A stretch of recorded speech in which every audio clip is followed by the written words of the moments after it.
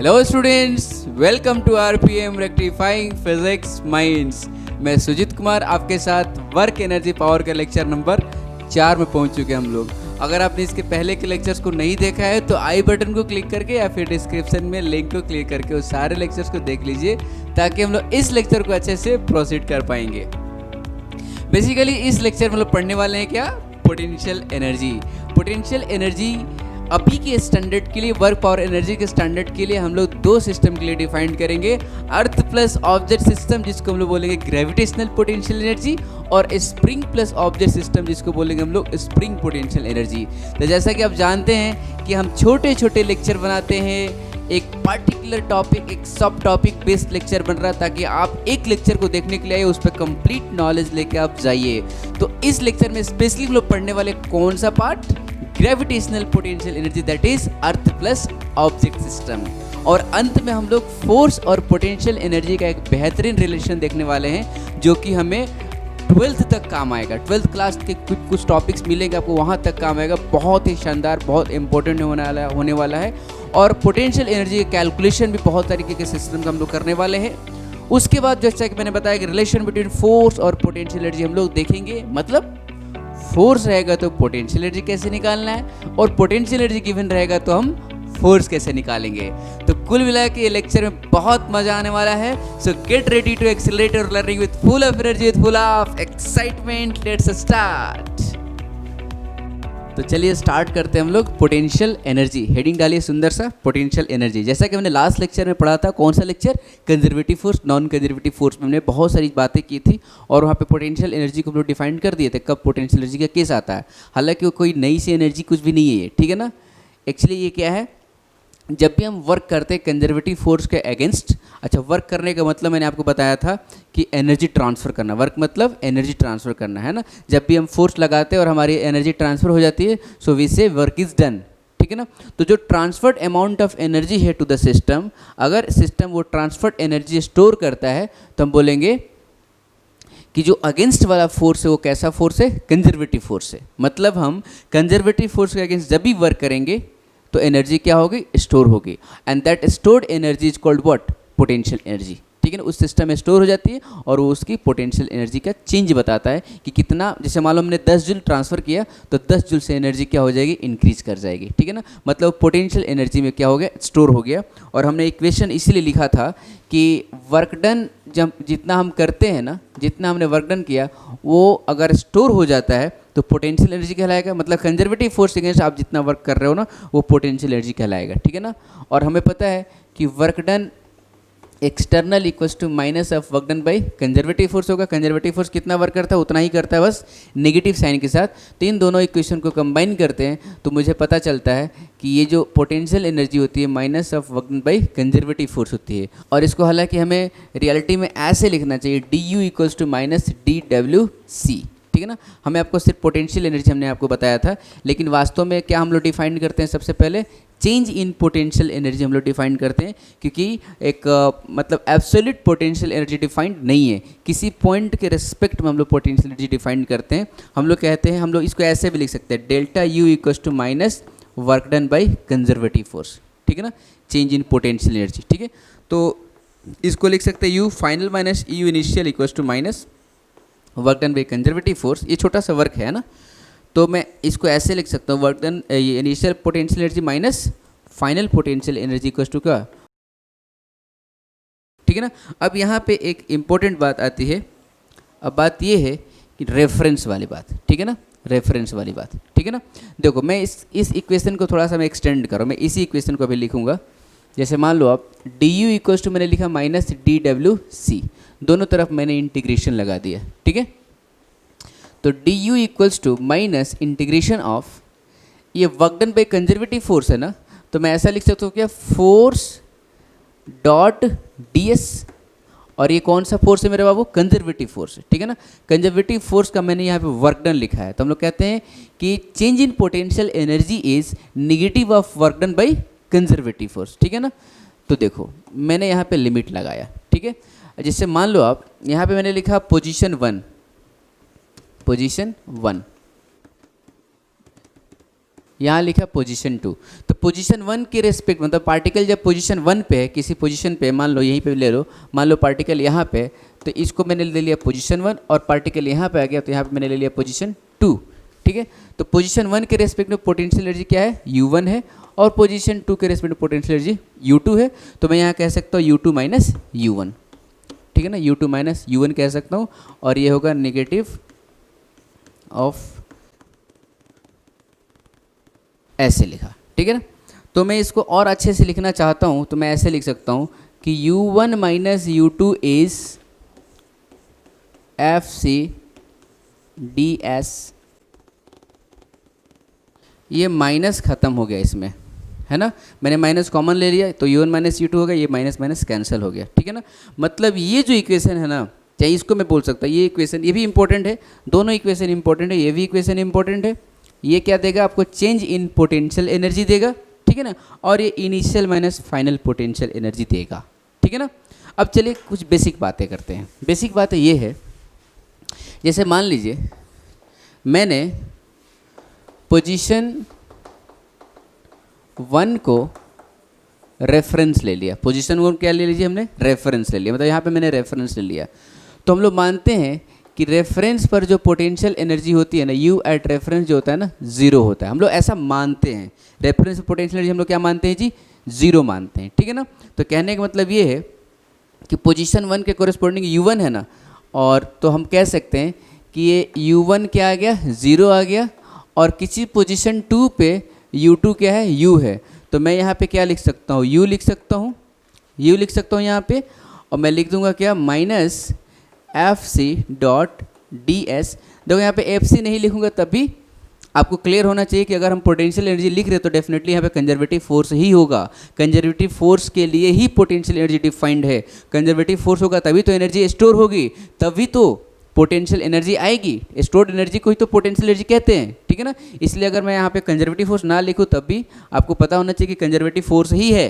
ठीक है ना, चलिए तो यहाँ पे मैं क्या लिख दूंगा, रेफरेंस लिख दूंगा, रेफरेंस लिखूंगा, क्योंकि मैंने क्या लिख दिया, U2 को U लिखा, इसको 0 लिखा, U माइनस 0 लिखा। जब इसको 0 लिखा इसका मतलब पोजीशन 1 की जगह मुझे क्या लिखना चाहिए, रेफरेंस लिखना चाहिए। और यहाँ पे पोजीशन 2 को मैंने कुछ प्रेजेंट पोजीशन ले लिया, मतलब कोई जो पोजीशन 2 है प्रेजेंट पोजीशन, मतलब हमने इसमें क्या किया, पार्टिकल को रेफरेंस से प्रेजेंट पोजीशन पे लेके आया। मतलब आपको मैं यहाँ पे क्लियर कर दूँ कि मान लीजिए पार्टिकल यहाँ पे था पोजीशन 1 और पोजीशन 2 पे यहाँ पे आया। ठीक है ना, और यहाँ पे क्या है, रेफरेंस से पार्टिकल को यहाँ पे ले गए, तो इसमें पोजीशन 2 नहीं लिख रहे, मैं क्या लिख रहा हूँ कि रेफरेंस से हम किसी पोजीशन पे ले गए, जिस पोजीशन को हम क्या कह रहे हैं, प्रेजेंट पोजीशन। ठीक है ना, प्रेजेंट पोजीशन कह रहे हैं। ठीक है ना, तो आपको इन दोनों इक्वेशन में दो चीज़ें दिखेंगी। क्या चीज़ें दिखेंगी, this equation is giving you change in potential energy. ठीक है ना, and this equation is giving you what, potential energy. ठीक है ना, कब होगा, तो जब हम इंटीग्रेशन में लिमिट लगाएंगे position 1 to position 2, that will give you change in potential energy. और जब इंटीग्रेशन में लिमिट लगाएंगे रेफरेंस टू प्रेजेंट, तो वो क्या देगा, पोटेंशियल एनर्जी देगा। मतलब अगर आप इनिशियल पोजीशन रेफरेंस लोगे ना, ठीक है, और फाइनल पोजीशन पे अगर आप पोटेंशियल एनर्जी निकालते हो तो क्या मिलेगा आपको, पोटेंशियल एनर्जी मिलेगा। मतलब होगा चेंज ही, लेकिन यहाँ पे क्या है, 0 है, तो U माइनस 0 क्या, U ही होगा, तो पोटेंशियल एनर्जी कहलाएगा। ठीक है ना, तो मैं आपको एक दो बातें यहाँ पे क्लियर करना चाहता हूँ कि हम लोग कहेंगे चेंज इन पोटेंशियल एनर्जी जो होता है ना, रेफरेंस से इंडिपेंडेंट होता है। चेंज इन पोटेंशियल एनर्जी पे क्या, पोजीशन 1 टू 2 है। ठीक है ना, 1 से 2 है, कहाँ पे आपने रेफरेंस लिया है वहाँ उस पर डिपेंड नहीं करता है। ठीक है ना, लेकिन potential energy depends on reference position. ठीक है ना, देखो जब भी आप पोटेंशियल एनर्जी लिखोगे तो आपको रेफरेंस लिखना जरूरी है, तभी आप पोटेंशियल एनर्जी लिख पाओगे।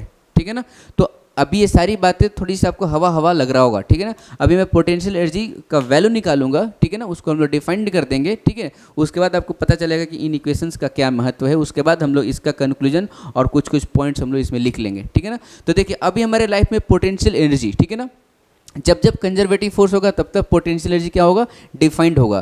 तो अभी तक हमने क्या क्या सुना कंजर्वेटिव फोर्स, अगर हम 11th में हैं तो हमने स्प्रिंग फोर्स सुना है, वो भी कंजर्वेटिव फोर्स है, और एक ग्रेविटी हम लोग न्यूटन्स लॉ से ही सुन रहे तो वो भी क्या है, कंजर्वेटिव फोर्स है। आगे चल के आपको क्या मिलेगा, इसी 11th में ही मिल जाएगा आपको, फ्लूइड में मिलेगा क्या, फोर्स ऑफ बैलेंसिंग मिल जाएगा, वो भी कंजर्वेटिव फोर्स है। और 12th में जाएंगे तो हम लोगों को इलेक्ट्रोस्टैटिक फोर्स मिल जाएगा, वो भी कंजर्वेटिव फोर्स है। ठीक है ना, तो अभी अपने जीवन में क्या है, स्प्रिंग फोर्स है और ग्रेविटेशनल फोर्स है। तो अभी हम लोग पोटेंशियल एनर्जी निकालेंगे ग्रेविटेशनल फोर्स के लिए, मतलब ग्रेविटेशनल पोटेंशियल एनर्जी निकालेंगे। और क्या होता है, स्प्रिंग पोटेंशियल एनर्जी। तो स्प्रिंग पोटेंशियल एनर्जी के लिए नेक्स्ट लेक्चर आपको देखना होगा, क्योंकि वो जो लेक्चर होगा सिर्फ और सिर्फ स्प्रिंग पे ही पीएचडी होगा, ठीक है ना। चलिए आप इसको लिखिए, फिर हम लोग आगे डिफाइन करते हैं ग्रेविटेशनल पोटेंशियल एनर्जी।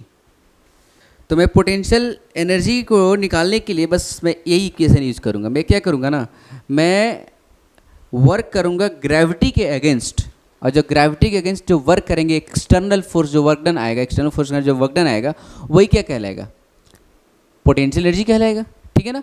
तो हम लोग रेफरेंस एक मानना पड़ेगा हमें कि कहाँ से रेफरेंस ले रहे हैं। अगर रेफरेंस से पार्टिकल को लेके जाएंगे तो पोटेंशियल एनर्जी आएगा, ठीक है ना। और पोजीशन 1 से पोजीशन 2 पे लेके जाएंगे पार्टिकल को तो वो क्या आएगा, चेंज इन पोटेंशियल एनर्जी आएगा, ठीक है ना।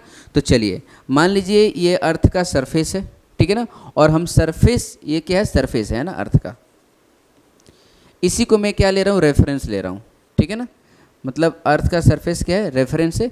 और यहाँ से मैं एक ऑब्जेक्ट को लेके जाऊँगा h हाइट पे, ठीक है, और मैं क्या निकालूंगा, वर्क डन एक्सटर्नल निकालूंगा। जो वर्क डन आएगा वो बताइए चेंज इन पोटेंशियल एनर्जी होगा या फिर पोटेंशियल एनर्जी होगा, तो क्या होगा, पोटेंशियल एनर्जी होगा। क्यों, क्योंकि हम लोग इस पोजीशन को क्या ले लिए, रेफरेंस ले लिए, इसको क्या ले लीजिए हम लोग, रेफरेंस ले लिए, ठीक है ना। या फिर अगर आप चेंज कहना चाहते हो तो कोई दिक्कत नहीं, आप कह दो कि इस पोजीशन पे पोटेंशियल एनर्जी इसकी है u1 है, ठीक है ना। और हमें पता है कि अगर ये पोजीशन रेफरेंस है तो u1 क्या हो गया मेरा बाबू, 0 हो जाएगा। और हमें लेके जाना है कहाँ पे, इस पोजीशन पे, h हाइट पे लेके जाना है। तो इस पोजीशन पे पार्टिकल का पोटेंशियल एनर्जी u2 होगा, ठीक है ना। तो ऐसा करते हैं हम लोग, जो वर्क करेंगे वो वर्क मतलब क्या हुआ, एनर्जी हम दे रहे हैं। तो जो एनर्जी देंगे ना वो एनर्जी क्या होगा, इस सिस्टम में स्टोर हो जाएगा। मतलब पहले इसकी पोटेंशियल एनर्जी u1 थी, अब हो गई u2। मतलब हमने जो एडिशनल वर्क दिया, एडिशनल जो एनर्जी दे दिया, वो एनर्जी जाके बढ़ा दी इसकी पोटेंशियल एनर्जी को, और वो क्या हो गया, u2 हो गया। तो हमने कितना दिया होगा, मान लो यहाँ पे पहले से इसके पास पोटेंशियल एनर्जी थी 10 जूल, ठीक है ना, और अब हो गई 50 जूल। इसका मतलब हमने कितना दे दिया होगा, 40 जूल दे दिया होगा। 40 जूल दे दिया मतलब हमने कितने का वर्क किया, 40 जूल का वर्क किया। कहने का मतलब ये है कि यहाँ पे जो हम लोग का वर्क आएगा वो क्या आएगा, u2 माइनस u1 आएगा। आई बात समझ में ना, ठीक है। तो चलिए इसका मास m है, इसका मास क्या है, m है, ठीक है। और इसको मैं स्लोली लेके जा रहा हूँ, यहाँ पे पार्टिकल है और इसको कैसे ऊपर लेके जा रहा हूँ जी, स्लोली। स्लोली मतलब तो आपको समझ में आ गया होगा, 2-3 लेक्चर से मैं स्लोली बोल रहा हूँ, ठीक है ना। स्लोली का मतलब क्या होता है, कांस्टेंट वेलोसिटी से जा रहा है, नीचे में फोर्स mg लग रहा है और ऊपर में फोर्स मैं उतना ही लगाऊंगा, mg के बराबर ही। F एक्सटर्नल कितना लगेगा मेरा बाबू, mg ही लगेगा, ठीक है ना, mg ही लगेगा। तो स्लोली जाएगा। मैं स्लोली इसलिए लेके जा रहा हूँ कि हम लेके जा रहे हैं धीरे धीरे ताकि इसकी काइनेटिक एनर्जी हमेशा 0 बनी रहे। मतलब हम लोग जो वर्क कर रहे हो सारा का सारा स्टोर हो किस में, पोटेंशियल एनर्जी में। जो हम एनर्जी दे रहे हैं और किसी फॉर्म में ना जाए, वो पूरा का पूरा कैसे जाए, पोटेंशियल एनर्जी में जाए। इसको ध्यान में रखते हम लोग स्लोली लेके जा रहे हैं। दूसरा कारण क्या है स्लोली लेके जाने के लिए, ताकि हमें पता चले हम कितना फोर्स लगा रहे हैं, ठीक है ना। तो हम mg फोर्स लगा रहे हैं, ठीक है। चलिए तो work done by external force कितना आया, हमने कितना फोर्स लगाया, mg लगाया। हमने डिस्प्लेसमेंट कितना दिया, h दिया। यहाँ पे पार्टिकल आ गया ना, फाइनली पार्टिकल यहाँ पे आ गया, ठीक है। तो मैंने बोल दिया mg h is what, work done by external force, ठीक है। तो मैंने बोला कि u2 माइनस u1 जो होगा ना वो क्या होगा, mg h होगा। देख लीजिए एक्सटर्नल फोर्स क्या होगा, डायरेक्टली पोटेंशियल एनर्जी कह सकते हैं, लेकिन ये कब होता है, जब रेफरेंस से लेके जाएंगे। हमने कोई जनरल पोजीशन ले लिया, ठीक है ना। बाद में मैं क्या बोल दूँगा कि u1 इज़ 0, ठीक है, क्योंकि हम लोग कहाँ से लेके गए हैं, अर्थ के सरफेस से लेके गए हैं, ठीक है ना।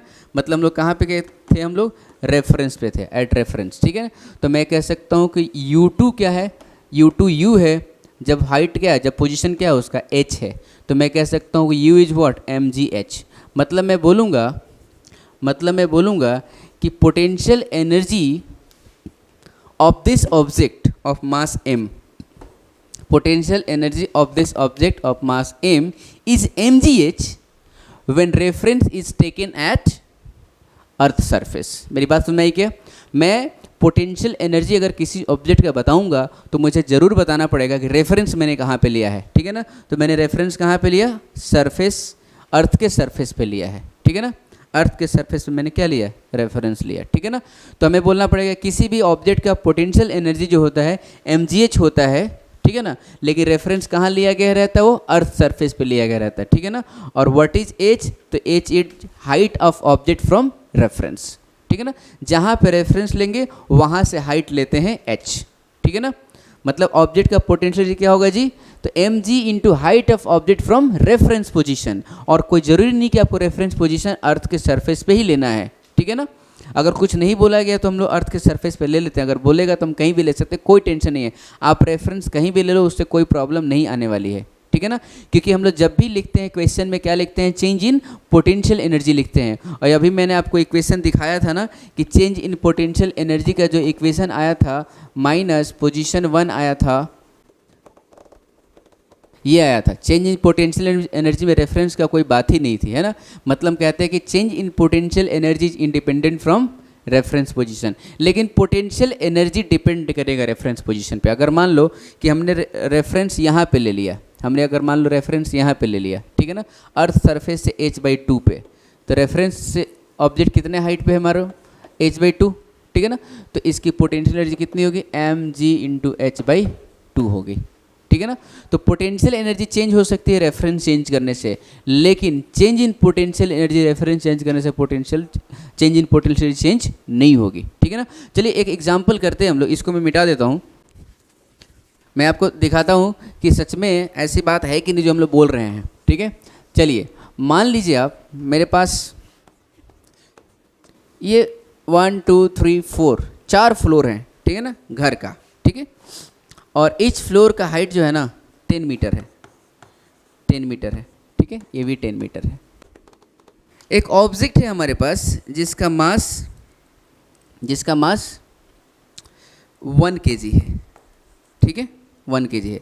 मैंने रेफरेंस लिया इस फर्स्ट फ्लोर पे, रेफरेंस फर्स्ट फ्लोर पे लिया और मैं यहाँ पे लेके आया, यहाँ पे, तो यहाँ पे इसकी पोटेंशियल एनर्जी कितनी होगी, तो रेफरेंस से हाइट, तो देखो क्या लिखेंगे, mgh लिखेंगे ना, यहाँ पे लिख दो पोटेंशियल क्या कितनी होगी, यहाँ पे इस पोजीशन पे अगर हमने रेफरेंस लिया इस पॉइंट पे, तो पोटेंशियल एनर्जी हो जाएगी यहाँ पे कितना, mgh 1 इंटू 10 इंटू 10, मतलब कितना मेरा बाबू, 100 जूल, ठीक है ना।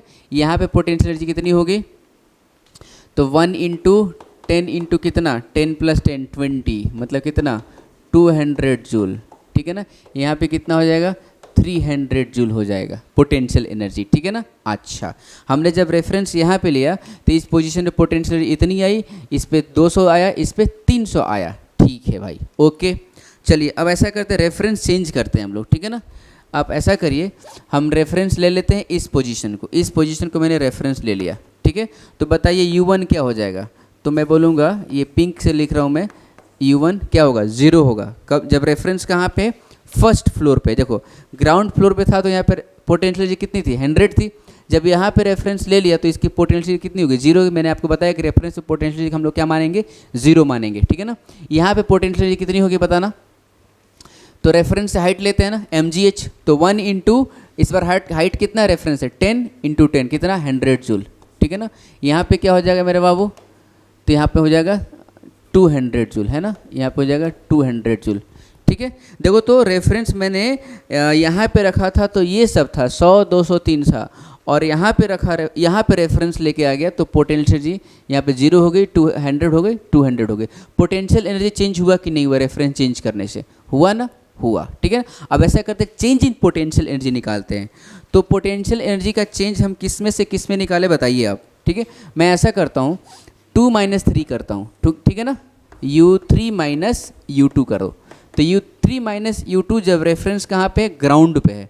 जब रेफरेंस कहाँ पे है जी, यहाँ पे ग्राउंड है, तो रेफरेंस ग्राउंड, तो u3 - u2, u3 कितना है, 200 है, सॉरी u3 कितना है, 300 है ना। जब ग्राउंड पे लिया है रेफरेंस तो उसके करस्पॉन्डिंग यहाँ पे एनर्जी कितनी आई है, 300 आई है, माइनस u2 कितना है, u2 ये है ना, u2 ये u1 था, u2 था, ये u3 था, है ना।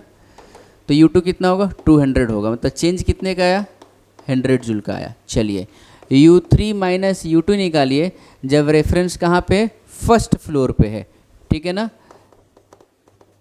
फर्स्ट फ्लोर पे। तो u3 कितना है बताइए, u3 200 है, तो 200 माइनस u2 कितना है, 100 है, तो ये कितना आया, 100 जूल आया। देखो तो ये भी क्या है, डेल्टा यू है और ये भी क्या है, डेल्टा यू है। पोजीशन 1 पोजीशन 2 दोनों में क्या है, सेम है। पोजीशन 1 ये वाला था और पोजीशन 2 ये वाला था दोनों के लिए, ठीक है ना। तो क्या हमारा रेफरेंस जब हमने चेंज किया तो क्या हमारा चेंज इन पोटेंशियल एनर्जी का जो वैल्यू था वो चेंज हुआ क्या, नहीं हुआ, ठीक है। तो हम जब भी लिखेंगे ना क्वेश्चंस में हम लोग पोटेंशियल एनर्जी का चेंज ही लिखते हैं, आप उसके लिए चिंता ना करें। तो रेफरेंस हम कहीं भी ले सकते हैं, ठीक है ना, रेफरेंस हम कहीं भी ले सकते हैं। रेफरेंस चेंज करोगे तो पोटेंशियल एनर्जी चेंज होगी, ठीक है ना, लेकिन चेंज इन पोटेंशियल एनर्जी जो होगी वो चेंज नहीं होगा, ठीक है ना। तो देखो अगर ये पोटेंशियल एनर्जी, इसको भी तुम कह सकते हैं ना चेंज इन पोटेंशियल एनर्जी, ये क्या क्या कहलाएगा, चेंज इन पोटेंशियल एनर्जी। लेकिन यहाँ पे कहाँ से कहाँ था, कौन पॉइंट का चेंज है ये, तो रेफरेंस टू प्रेजेंट का चेंज है, रेफरेंस टू प्रेजेंट का चेंज है ये। तो है तो यही ना, ये तो चेंज ही है ना। लेकिन प्रॉब्लम इसमें क्या है, u माइनस जीरो है, u2 माइनस u1 तो क्या है, u ही है ना। तो हर जगह हम लोग पोटेंशियल एनर्जी डिफाइन नहीं किए, कभी भी किसी ने पोटेंशियल एनर्जी डिफाइन नहीं किया। किताबों में क्या डिफाइन किया, चाहे पहले से ही डिफाइन किया गया पोटेंशियल एनर्जी का जो कॉन्सेप्ट आया ना, वो potential energy absolute potential energy नहीं आई, वो क्या आई, चेंज इन पोटेंशियल एनर्जी आई है। और क्वेश्चंस को आसान करने के लिए इस कॉन्सेप्ट को डेवलप किया गया, ठीक है ना। धीरे धीरे कॉन्सेप्ट के साथ जैसे जैसे लेक्चर आगे बढ़ेंगे आपको क्लैरिटी आती जाएगी, ठीक है ना। तो चलिए हम लोग एक और पोटेंशियल एनर्जी निकालते हैं आपको। जैसे मान लीजिए मैंने ये रेफरेंस लिया, ठीक है ना, और यहाँ से नीचे h हाइट पे इस पॉइंट पे ऑब्जेक्ट है, इस पॉइंट पे मास m का ऑब्जेक्ट है, इसकी पोटेंशियल एनर्जी क्या होगी बताइए। तो इसकी पोटेंशियल एनर्जी हम लोग लिखेंगे कितना, -mgh, ठीक है। ये बात भी आप ध्यान पे रखिए कि पोटेंशियल एनर्जी अगर रेफरेंस से नीचे है तो क्या लिखेंगे हम लोग, नेगेटिव में लिखेंगे, ठीक है ना। ओके, तो अब हम लोग थोड़ा थोड़ा ये कंक्लूजन लिख लेते हैं, ठीक है ना। आप इसको पहले लिखिए, तो ये सारे पॉइंट लिख लीजिए। देखिए पहला पॉइंट क्या है कि पोटेंशियल एनर्जी जो है रेफरेंस पे 0 होता है। दूसरा पॉइंट क्या है, पोटेंशियल एनर्जी रेफरेंस पोजीशन पे डिपेंड करती है, ठीक है। और change in potential energy it is independent from the reference position, it depends only on position 1 and position 2, ठीक है। और ये कॉन्सेप्ट बहुत ही ज़्यादा इंपॉर्टेंट है, आपको आने वाले लेक्चर्स में भी, आपको 12th में इलेक्ट्रोस्टैटिक्स में सेम टू सेम चीज़ें मिलती हैं आपको, ठीक है ना। खैर उस टाइम तो कोई दिक्कत नहीं, आप इसको रिवाइज कर लोगे उस टाइम, वो भी तो दूर का यात्रा है ना। चलो ठीक है, तो देखिए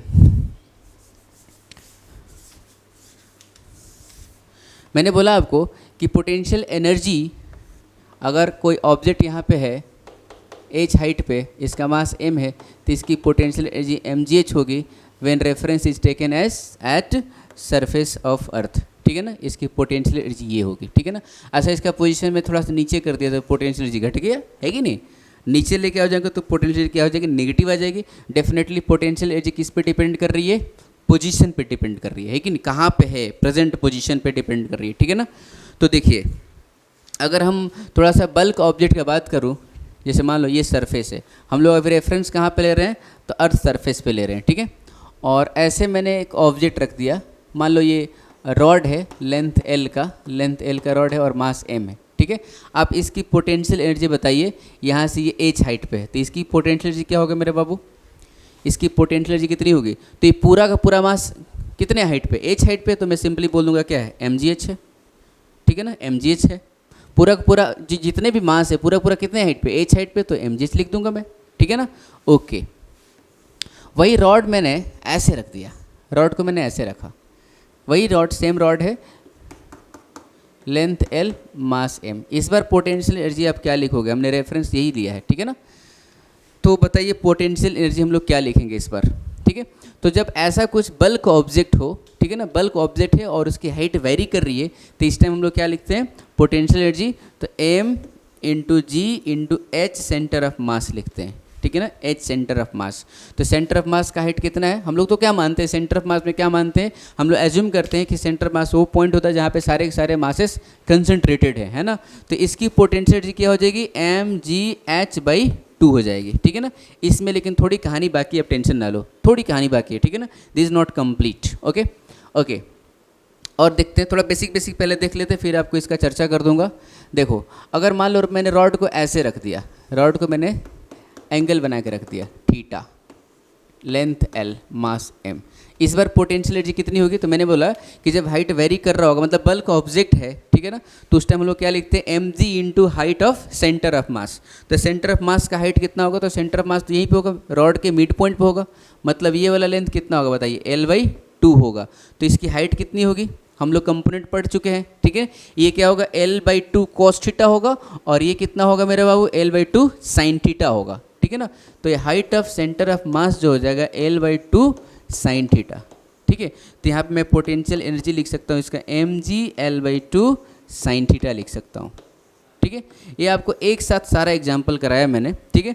एक चीज़ और देख लीजिए, मान लीजिए इस रॉड को ना मैंने ऐसा बना दिया,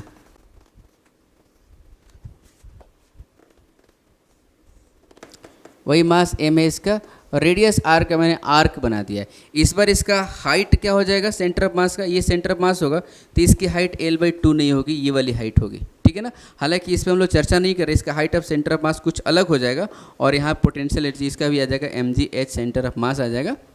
मुझे पता है, ठीक है ना, इसका हाइट ऑफ सेंटर ऑफ मास क्या होता है, 2r/π होता है। ये सेंटर ऑफ मास आप अगर पढ़ लिए हो तो आपको पता होगा, और नहीं पढ़े हो तो मैंने आपको बता दिया। वैसे हम लोग इसका निकालेंगे, हम लोग टेंशन ना लो, ठीक है ना। mgh इंटू 2r/π इसका हाइट ऑफ इसका पोटेंशियल एनर्जी होगा, इसका रेडियस r है तो, ठीक है ना। कहने मतलब ये कि ये जो है ना, हम लोग पोटेंशियल एनर्जी कैलकुलेट करेंगे चेन प्रॉब्लम वाला मैं अलग से एक लेक्चर बनाऊंगा, उसमें आपको ये देखने को मिलेगा, ठीक है ना। मेरा एक मोटिव था यहाँ पे बताने के लिए कि potential energy depends on position. अगर h हाइट पर रखा तो mgh आएगा, थोड़ा ऊपर रख दूंगा तो मान लो 2h पे रख दिया तो पोटेंशियल एनर्जी आ जाएगी कितनी, mg इंटू 2h आ जाएगी, ठीक है ना। अच्छा, इसको ये ऐसे था, अब ये ऐसे रख दिया गया तो पोटेंशियल एनर्जी अलग हो गया ना, और ऐसे रखा तो और अलग हो गया, और इसका शेप चेंज कर दिया तो और अलग हो गया। मतलब पोटेंशियल एनर्जी किन किन बातों पर डिपेंड करती है, तो हम लोग बोलते हैं पोजीशन, ओरिएंटेशन और कॉन्फ़िगरेशन। आई बात समझ ना। अगर हम लोग उसका पोजीशन चेंज करेंगे तो भी पोटेंशियल चेंज होगी, ठीक है। ओरिएंटेशन चेंज करेंगे, ऐसे से ऐसे हो गया तो भी चेंज हो गई, और कॉन्फ़िगरेशन चेंज कर देंगे तो भी चेंज हो जाएगा। देखो तो यहाँ पे कॉन्फ़िगरेशन इसका चेंज हो गया, ठीक है ना। कॉन्फ़िगरेशन का मतलब क्या हुआ, कॉन्फ़िगरेशन का मतलब क्या होता है जी, शेप उसका किस टाइप का वो दिखता है। तो इस बार ये आर्क दिख रहा है, ठीक है ना, और ये सब क्या है, ओरिएंटेशन है, कैसे कैसे मैंने चेंज किया। तो आप इन तीनों बातों को लिख लीजिए और इसको भी लिख लीजिए अच्छे से। तो देखिए, जैसा कि मैंने आपको बताया कि अगर ये इस टाइप का ऑब्जेक्ट रहेगा, लेंथ L है, अर्थ के सरफेस से ऐसे रखा हुआ है, मास इसका m है, मैंने बोला इसका पोटेंशियल एनर्जी जो होगा mg L/2 होगा, क्योंकि इसका सेंटर ऑफ मास कितने हाइट पे है, इतना पे है, L/2 पे है, ठीक है ना। लेकिन कॉन्सेप्ट क्या है ना मेरा बाबू, कॉन्सेप्ट जो है ना, potential energy is mgh centre of मास जो लिखते हैं ना, ये गलत है, ये कॉन्सेप्ट नहीं होता है। पोटेंशियल एनर्जी का जो कॉन्सेप्ट होता है mg height of centre of gravity, ये सही कॉन्सेप्ट है, ये वाला कॉन्सेप्ट होता है। रियलिटी क्या है, mg height of centre of gravity, gravity का जो सेंटर होगा ना इसमें, उसका हाइट से मल्टीप्लाई करते हैं हम लोग, ठीक है ना। लेकिन इस केस में सही क्यों हो जाता है, मतलब डेफिनेटली ऐसा होता होगा इस केस में, क्या होता होगा, HCOG और H centre of mass equal हो जाता होगा, ठीक है ना, डेफिनेटली इक्वल होगा। मैं आपको थोड़ा सा इसका कॉन्सेप्ट देता हूँ, हालांकि ज़्यादा डिटेल में नहीं जाएंगे, अभी आपके लेवल के लिए 11th लेवल के लिए है नहीं अभी, ठीक है ना, लेकिन मैं आपको बता देता हूँ थोड़ा सा। सेंटर ऑफ मास अगर आपको आइडिया है तभी समझ में आएगा, लेकिन मेरा फ़र्ज़ है थोड़ा सा बता देता हूँ, है ना। देखो, सेंटर ऑफ ग्रेविटी कैसे निकालते हैं, जैसे मान लो एक मास m1 है और एक मास m2 है, ठीक है। इस पॉइंट पे जो ग्रेविटी है ना, एक्सेलेरेशन ड्यू टू ग्रेविटी यहाँ पे g1 है, और यहाँ पे acceleration due to gravity g2 है। मतलब एक्सेलेरेशन ड्यू टू ग्रेविटी क्या है, अलग अलग है, ठीक है ना। इन दोनों पॉइंट के बीच का डिस्टेंस जो है ना, मान लीजिए आप r है, ठीक है। तो जो भी है, मतलब डिस्टेंस r है चाहे कुछ भी है एक से, लेकिन ये आपको ज़रूर पता है कि जब g1 यहाँ पे g2 है तो डेफिनेटली इन दोनों पॉइंट के बीच में सेपरेशन बहुत ज़्यादा होगा, क्योंकि अगर ये सरफेस ऑफ अर्थ पे है, ठीक है ना, तो ये बहुत ही ऊपर होगा, तभी तो g का वैल्यू चेंज होगा। छोटे हाइट के लिए 10 मीटर 20 मीटर 100 मीटर के लिए g का वैल्यू g1 g2 थोड़ी होगा, g ही होगा ना, ठीक है। तो हम लोग कैसे निकालते हैं, जैसे मान लो कहीं पे ओरिजिन है, हमने ओरिजिन मान लिया, ठीक है ना, मान लो ये ओरिजिन है 0,0 है, तो सेंटर ऑफ ग्रेविटी का हम पोजीशन निकालना चाहते हैं, ठीक है ना। अब इसका पोजीशन मान लो ये है x1 y1, ठीक है, और ये है x2 y2, ठीक है ना, x1 y1 x2 y2। तो XCOG कैसे निकालते हैं हम लोग, तो m1 g1 x1 plus m2 g2 x2 divided by m1 g1 plus m2 g2। अगर आप 11th पढ़ लिए हो, 12th में हो, सेंटर ऑफ मास को आपने देखा है तो आपको याद आ रहा होगा कि सेंटर ऑफ मास कैसे लिखते हैं, तो m1x1 plus m2x2 by m1 plus m2 होता है, ठीक है ना। इसमें हम लोग सेंटर ऑफ ग्रेविटी लिख रहे हैं। मैं ऐसा लिख सकता हूँ क्या कि ये क्या है, W1 है, मतलब वेट ऑफ m1 मास, तो W1x1 plus W2x2 divided by W1 plus W2, this is what x centre of gravity. वैसे हम लोग वाई सेंटर ऑफ ग्रेविटी निकाल सकते हैं, ठीक है ना। कैसे लिखेंगे, W1 y1 plus W2 y2 by W1 plus W2, ठीक है ना। तो हमें सेंटर ऑफ ग्रेविटी का हाइट मिल जाएगा। उसके बाद हम लोग क्या लिख सकते हैं, इसका पोटेंशियल एनर्जी हम लोग खूब आसानी से लिख सकते हैं। मतलब कहने का मतलब कि यहाँ पे मैंने बताया कि सेंटर ऑफ ग्रेविटी कैसे निकलेगा, ठीक है ना। तो देखिए सेंटर ऑफ ग्रेविटी का पोजीशन कुछ आएगा अलग, ठीक है ना। कब, जब G1 G2 अलग हो रहा होगा, W1 W2 ऐसे कुछ, मतलब G1 G2 का वैल्यू क्या हो रहा होगा, चेंज हो रहा होगा, तब जाके सेंटर ऑफ ग्रेविटी आएगा अलग अलग। अब सोचो कि ये G1 G रहता है, G2 भी G ही रहता, ठीक है ना। तो M1 G M2 G, यहाँ पे क्या होता है M1 G M2 G, G cancel हो जाता है, क्या होता है जी M1 x1 by M2 x2 हो जाता है। अगर G1 G2 हमने इक्वल कर लिया, G1 इक्वल टू G2 कर लिया, तो एक COG क्या आ जाता है मेरे बाबू, तो आ जाता है G बाहर आ गया और ये आ जाता है M1 x1 plus M2 x2 by M1 plus M2, है ना। और नीचे भी G आ जाता है बाहर, ये M1 प्लस M2 है, G1 G2 G है तो बाहर आ गया, G और G कैंसिल हो गया, तो एक COG क्या आ गया, M1 x1 plus M2 x2 by M1 plus M2, ठीक है। और इसी को हम लोग क्या बोलते हैं, इसी को हम लोग क्या बोलते हैं जी, सेंटर ऑफ मास बोलते हैं, ठीक है ना। M1 M2 मास है हमारे पास, इनका सेंटर ऑफ मास का फॉर्मूला क्या होता है, M1 x1 plus M2 x2 by M1 plus M2। Centre of मास का मैं फॉर्मूला लिख देता हूँ आपको, M1 x1, अगर 3 मास रहता तो M3 x3 हो जाता by M1 plus M2 plus M3 हो जाता। तो मैंने यहाँ पे लिख दिया x COG equals to x centre of mass, ठीक है ना। मतलब देखो जब G1 G2 सेम हो जाएगा तो सेंटर ऑफ ग्रेविटी और सेंटर ऑफ मास क्या होगा, कोइंसाइड कर जाएगा। मेरे को बस यही बताना था। तो अब यहाँ पे ध्यान दीजिए, मैंने बोला कि कॉन्सेप्ट क्या है पोटेंशियल एनर्जी लिखने का, तो सेंटर ऑफ ग्रेविटी का हाइट लेते हैं, ठीक है ना। तो देखो ये L लेंथ का है और ये L जो है ना बहुत ही छोटा है रेडियस ऑफ अर्थ से, ठीक है ना। मतलब L होगा 10 metre 20 metre 100 metre 200 metre 1 kilometre भी कह सकते हैं। तो अर्थ के सरफेस से अगर हम मान लो 1 किलोमीटर भी अगर जाएंगे ना तो G का वैल्यू क्या होता है, लगभग सेम ही रहता है, G का वैल्यू चेंज नहीं होगा। तो जब G का वैल्यू चेंज नहीं होगा मतलब इस रॉड के हर पॉइंट पे G का वैल्यू सेम है, और G का वैल्यू सेम रहने से सेंटर ऑफ मास और सेंटर ऑफ ग्रेविटी कोइंसाइड कर जाता है। इसलिए हम लोग लिख देते हैं कि इसका पोटेंशियल एनर्जी जो होगा mgh सेंटर ऑफ मास लिख सकते हैं। Potential energy is mgh centre of मास। आपको समझ में आया ये कब सही होगा, जब छोटे हाइट तक ऑब्जेक्ट रहेगा। हाइट का क्या रहेगा, वैल्यू छोटा रहेगा, मतलब रेडियस ऑफ अर्थ के कंपैरिजन में बहुत ही छोटा होगा। लेकिन वही मैंने बोल दिया कि ये जो रॉड है ना ये 2RE लेंथ पे है, 2RE मतलब रेडियस ऑफ अर्थ का दुगना हाइट पे है। तो अब ये पॉइंट और ये पॉइंट दोनों पे क्या होगा, G अलग अलग होगा, मतलब हर पॉइंट पे G क्या हो रहा होगा, चेंज हो रहा होगा। तो इसमें सेंटर ऑफ मास और सेंटर ऑफ ग्रेविटी कोइंसाइड नहीं करेगा। देखो तो G1 G2 अलग अलग किया तो यहाँ पे क्या आया, ऐसा वैल्यू है ना COG आया ना, क्या ये वैल्यू इस वैल्यू की इक्वल है क्या, इस वैल्यू की इक्वल है क्या, ये XCM है इक्वल है क्या, डेफिनेटली इक्वल नहीं है ये, ठीक है ना। तो हम लोग कहते हैं कि जब छोटा हाइट रहता है ना तो उस टाइम आप mg into height of centre of मास लिख के अपना काम चला सकते हो पोटेंशियल एनर्जी निकालने के लिए। लेकिन बहुत बड़ा हाइट होगा, रेडियस ऑफ अर्थ के कंपैरिजन में हाइट होगा, तो उस टाइम आपको क्या लिखना पड़ेगा, mgh होगा। तो रियल कॉन्सेप्ट क्या है, ये है, this is applied for a special case when length of this object is very very less than as compare to radius of earth, okay ना। तो ये हमारा रियल कॉन्सेप्ट है, ठीक है ना, लिख लीजिए इसको। तो एक और इम्पॉर्टेंट चीज़ हम लोग पढ़ने जा रहे हैं, इंटीग्रेशन ऑफ du, जैसा कि हमने लिखा माइनस dw लिखा, मतलब integration of du is minus of f ds, ऐसे लिखा। मतलब अगर आपको फोर्स पता है तो चेंज इन पोटेंशियल एनर्जी निकाल सकते हो, ठीक है ना। मतलब this is relation between potential energy and force. और सेम टू सेम आप इलेक्ट्रोस्टैटिक्स में पढ़ोगे, relation between electric potential and electric field intensity. तो यहाँ पे आ जाएगा dv आ जाएगा पोटेंशियल के लिए, और यहाँ पे क्या आ जाएगा, E आ जाएगा electric field intensity. Same to same repeat telecast उस टाइम चलता है, ठीक है ना। अगर आप इस टाइम आपका क्लियर हो जाता है और डेफिनेटली क्लियर हो जाएगा तो वहाँ पे आपका एक लेक्चर कम हो जाएगा, मतलब वो कॉन्सेप्ट का क्लियर ही रहेगा, ठीक है ना, हमेशा के लिए। तो चलिए, अगर हमें फोर्स पता है तो पोटेंशियल एनर्जी निकल जाएगा। अच्छा, जब मैंने इसको लिखा ऐसे डी यू इक्वस टू लिखा minus F dot D S लिखा, एफ डॉट डी एस लिखा, ठीक है, तो मैं इसको ऐसे भी तो लिख सकता हूँ minus F S D S, F S D S. देखो यहाँ पे डॉट प्रोडक्ट मैंने क्या किया, हटा दिया डॉट, इसको एक्चुअली हमें लिखना चाहिए ऐसे minus F D S cos theta, ठीक है ना।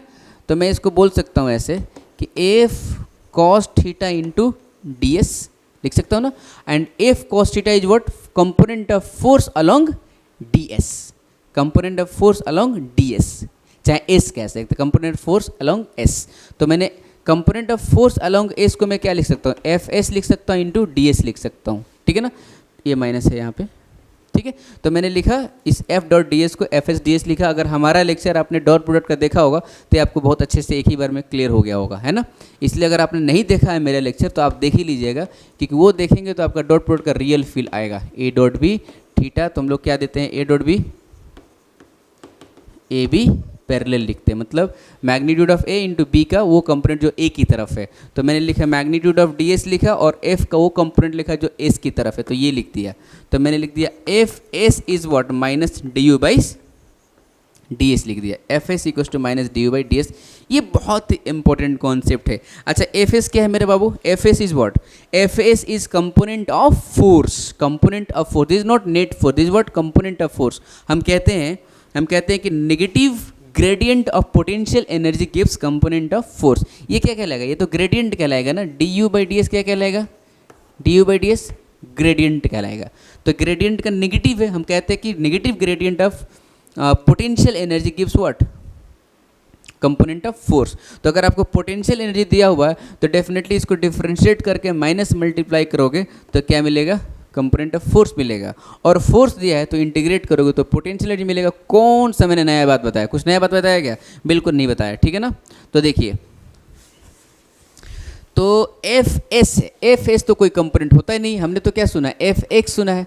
तो मैंने ये जनरल फॉर्मूला लिखा है ना, जनरल फॉर्मूला लिखा है, ठीक है ना। अगर आपको सच में एफ एक्स निकालना है तो माइनस डी यू बाई क्या करोगे जी, देखो एस निकालना तो एस के रिस्पेक्ट में डिफ्रेंशिएट किए थे, एक्स निकालना तो मैं करूँगा एक्स के रिस्पेक्ट में डिफ्रेंशिएट करूँगा, ठीक है ना। एफ वाई निकालना होगा तो क्या लिखूंगा, minus D U by D Y लिखूंगा। एफ जेड निकालना होगा तो क्या करूँगा, minus D U by D Z करूँगा, ठीक है। उसके बाद अब हम लोग एफ नेट लिख सकते हैं, टोटल फोर्स लिख सकते हैं, कैसे, एफ एक्स आई, अरे ये तो आसान सी बात है ना, F X F Y F Z मिल गया तो आप नेट फोर्स लिख सकते हो F X I plus F I J plus F Z K cap, है ना। अब आप वैल्यू रख दो एफ एक्स का, तो क्या लिख दोगे, minus D U by D X I cap minus D U by D Y J cap minus D U by D Z K cap. So this is what, force. मतलब अगर आपके पास potential energy है तो खूब आसानी से आप force निकाल सकते हो। तो एक एग्जांपल कर लेते हैं। पोटेंशियल एनर्जी दिया हुआ है के एक्स वाई दिया हुआ है, ठीक है ना। पोटेंशियल कितना दिया हुआ है, के एक्स वाई दिया हुआ है, तो हमें फोर्स निकालना है। देखिए ये F S equal to minus D U by D S आया। मैं अगर थोड़ा सा बात करूँ एफ एक्स का तो ये क्या आएगा, minus D U by D x आया, ठीक है ना। अभी मैं आपको डेल का बात कर रहा था, मैं डेल का बात कर रहा था। तो ये जो रियलिटी में जो होता है ना, ये हम लोग ऐसे लिखते हैं, minus del U by del X लिखते हैं। अब मैं ये डेल लिख के आपको कन्फ्यूजन में नहीं डालना चाहता हूँ, ठीक है ना। मैं यहीं पे कह सकता हूँ D U by D X. तो ये डेल जो होता है ना, डेल का मतलब ये होता है, ये बहुत ही छोटा होता है, ठीक है ना। पार्शियल डिफरेंशियल कहते हैं हम लोग, है ना, पार्शियल। आपने अगर इसके जस्ट पहले वाला लेक्चर देखा होगा तो डेल के बारे में मैंने बहुत अच्छे से बताया है, ठीक है ना, कंजर्वेटिव फोर्स वाला में, ठीक है ना। तो चलिए ठीक है, हम ये भी जानेंगे तो कोई दिक्कत नहीं। मैं बोल सकता हूँ कि D U by D X minus D U by D X is differentiation of potential energy with respect to X keeping Y and Z is constant, keeping Y and Z as constant, ठीक है ना। वैसे ही आपको D U by D Y निकालना है तो differentiation of U potential energy keeping X Z constant. Similarly differentiation of U with respect to Z keeping X Y constant, तो हम लोग यहाँ पे रख देंगे और फिर माइनस लगाएंगे तो हमारा F X F Y F Z निकल जाएगा। तो देखिए मैं क्या करूँगा ना, मैं एफ एक्स निकालूंगा, है ना। एफ एक्स निकालने का मतलब ये होगा कि minus D U by D X करना है, तो minus D K X Y by D X किया। मैंने बोला कि आपको इसमें x के रिस्पेक्ट में डिफ्रेंशिएट करना है, बाकी सारा टर्म को क्या लेना है, कांस्टेंट लेना है, ठीक है ना। तो माइनस इसमें k और y क्या हो गया मेरे बाबू, कांस्टेंट हो गया, ठीक है ना। माइनस तो फॉर्मूला कहिए, के वाई कॉन्स्टेंट और x का डिफ्रेंशिएशन क्या हो गया, 1 हो गया। तो कुल मिला के मुझे एफ एक्स मिल गया माइनस के वाई। चलिए एफ वाई बताइए, एफ वाई होगा minus D U by D Y. तो मैं क्या लिखूँगा, minus D K X Y by D X. तो लिख सकता हूँ क्या, सॉरी वाई, ठीक है। तो y के रेस्पेक्ट में डिफरेंशिएट करिए, एक्स जेड को कांस्टेंट लेके, तो k तो कांस्टेंट ही है, तो मैंने लिख दिया के एक्स माइनस और y का डिफरेंशिएशन y हो गया। तो मुझे एफ एक्स भी मिल गया और एफ वाई भी मिल गया। तो मैं अब लिख सकता हूँ एफ नेट। एफ नेट क्या होगा मेरे बाबू, F X I plus F Y जे, ठीक है। तो F x is minus K Y, तो माइनस के वाई आई कैप माइनस के x J cap. So this is what F net, ये क्या आया, एफ नेट आया। तो अगर आपको पोटेंशियल एनर्जी दिया हुआ हो तो इस टाइप से हम लोग फोर्स निकाल सकते हैं, ठीक है ना। चलिए एक और एग्जांपल लगा लेते हैं, इसको मिटा दो, लिख लीजिए इसको। देखिए मान लीजिए पोटेंशियल एनर्जी दिया हुआ है 2x plus 3y minus 5z, ठीक है। मुझे पूछा जा रहा है कि फोर्स क्या है, व्हाट इज फोर्स, है ना, नेट फोर्स पूछा जा रहा है। तो मैं पहले क्या निकालूंगा, एफ एक्स निकालूंगा। तो एफ एक्स में निकालने का मतलब हुआ ये कि minus D U by D x निकालना है, keeping y and z constant. तो आप इसको डिफ्रेंशिएट कर दीजिए, माइनस लगा दीजिए पहले और इसका डिफ्रेंशिएशन लिखिए x के रिस्पेक्ट, और इसका डिफ्रेंशिएशन लिखिए x के रिस्पेक्ट में, ठीक है ना। तो x के रिस्पेक्ट डिफ्रेंशिएट करो तो क्या आएगा, ये 2 आया, और ये तो पूरा कांस्टेंट, ये भी पूरा कांस्टेंट, तो क्या आ गया, 0 आ गया। मतलब एफ एक्स क्या आया मेरा, -2 आया, ठीक है। चलिए एफ वाई क्या होगा, minus D U by D Y होगा, ठीक है। तो अब y के रेस्पेक्ट में डिफ्रेंशिएट करना हमें, तो ये क्या होगा, 0 हो गया, और ये भी क्या हो गया, 0 हो गया। तो यहाँ पे आया क्या, -3 आ गया, ठीक है ना। और एफ जेड निकालना होगा तो minus D U by D Z, ठीक है। क्या लिखेंगे हम लोग, ये दोनों टर्म 0 हो गया, माइनस तो ये फॉर्मूला वाला है, और इसका डिफ्रेंशिएशन क्या होगा मेरा बाबू, -5 आएगा। तो ये कितना आ गया, +5 आ गया, ठीक है। तो F X F Y F Z आ गया। अब हम लोग क्या लिख देंगे, एफ नेट लिख देंगे। एफ नेट कितना आ गया, तो -2i -3j अब +5k। अरे कौन सी बड़ी बात है ये, ठीक है, करने आया आपको। अगर आपको पोटेंशियल एनर्जी दिया रहेगा तो आप उसको डिफरेंशिएट करिए एक्स के रिस्पेक्ट में, keeping Y Z constant, negative लगाइए, एफ एक्स निकलेगा। सिमिलरली आपको प्रोसीड करना और आपका आंसर आएगा, ठीक है ना। तो ये जो कॉन्सेप्ट मैंने बताया ना, this is the word F S is minus D by D S, जो मैंने आपको बताया, ये कॉन्सेप्ट बहुत बहुत बहुत ज़्यादा इंपॉर्टेंट है कौन से लेक्चर के लिए। तो हम लोग जब पढ़ेंगे क्या, अनस्टेबल इक्विलिब्रियम, स्टेबल इक्विलिब्रियम, जब वो लेक्चर आएगा वो आपको समझने के लिए इसी कॉन्सेप्ट से मैं स्टार्ट करूंगा उस लेक्चर को, तब जाकर हम लोग उसको प्रोसीड करेंगे, ठीक है। तो बस ये इसमें मैंने जस्ट आपको बताया क्या कि पोटेंशियल एनर्जी दिया है तो हमें फोर्स कैसे आएगा, ओके। तो आपको समझ में आ गया होगा, आप इसको लिख लीजिए। तो इसमें मैंने बताया कि अगर आपको पोटेंशियल एनर्जी दिया रहेगा तो फोर्स कैसे आएगा, ठीक है ना। अब इसके डिटेल में पोटेंशियल एनर्जी मैक्सिमम कब होगी, मिनिमम कब होगी, स्टेबल इक्विलिब्रियम कब होगा, अनस्टेबल इक्विलिब्रियम कब होगा, तो जब हम लोग कौन सा लेक्चर देखेंगे, नेचर ऑफ इक्विलिब्रियम वाला, उसमें हम लोग बहुत ज़्यादा डिटेल में जाएंगे, ठीक है ना। इसमें तो जस्ट आपको बताया कि पोटेंशियल एनर्जी दिया है तो फोर्स कितना होगा, कैसे होगा, ठीक है ना। चलिए लिखिए इसको। तो ग्रेविटेशनल पोटेंशियल एनर्जी फिनिश। आपके अंदर वो पोटेंशियल आ चुका है कि आप ग्रेविटेशनल पोटेंशियल एनर्जी किसी भी ऑब्जेक्ट का आप कैलकुलेट कर सकते हैं, और आना चाहिए हमें कैलकुलेट करने। पोटेंशियल एनर्जी कैलकुलेट करेंगे तभी हम लोग आगे के जो हम लोग लेक्चर्स पढ़ने वाले हैं, वर्क एनर्जी थ्योरम वगैरह जो भी है, हम लोग अच्छे से कैलकुलेट कर पाएंगे और अप्लाई कर पाएंगे, ओके। सो आप इस लेक्चर को अच्छे से रिवाइज करिए नोट्स के साथ, नोट सुंदर सा बनाते रहिए, और हाँ फॉर्मूला कॉपी आप बनाते चलिए साथ ही साथ, ताकि आपको बाद में ज़्यादा लोड फील ना हो कि फॉर्मूला कॉपी मुझे बनाना है। इसलिए जो भी करना हम लोगों को साइमल्टेनियसली करना है, चैप्टर को फिनिश करना। किसी भी काम हम करते हैं ना तो फिनिश करने से कॉन्फिडेंस बिल्डअप होता है, ऐसा नहीं कि अधूरा अधूरा छोड़ दिए, ओके। सो इस लेक्चर से अगर आपको कोई भी क्वेरीज हैं तो आप हमारे फेसबुक इंस्टाग्राम पेज को कांटेक्ट करिए, मतलब मेरे से कांटेक्ट करिए, ओके। सो अभी के लिए thank you so much for watching, all the best, take care, जय हिंद।